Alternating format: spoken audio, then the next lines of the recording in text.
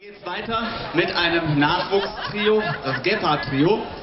Gebhardt ist der Familienname der unserer beiden Gitarristen hier und ich kenne den Gebhardt Senior ganz gut, mit dem habe ich auch schon ab und an Musik gemacht und die Familie kenne ich auch schon. Allerdings habe ich euch länger nicht mehr gesehen, also ich hatte euch noch recht klein in Erinnerung und schon steht und sitzt ihr hier auf dieser riesen Bühne. Und Nachwuchs liegt uns immer im Herzen und dieses Mal an der Stelle mit einem ganz besonderen Programm, das mich auch persönlich besonders freut, und zwar Gypsy Swing. Und Einzelheiten werden die drei euch später noch erzählen.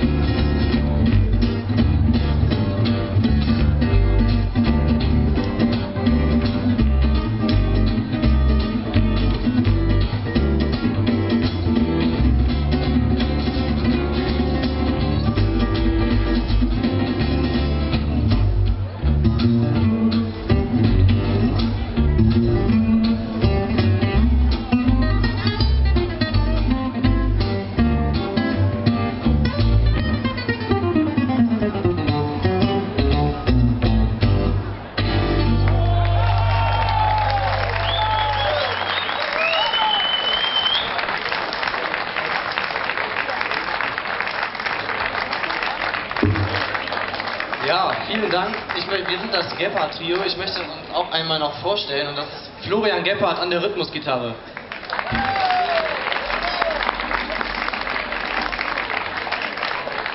Luca Müller am Kontrabass.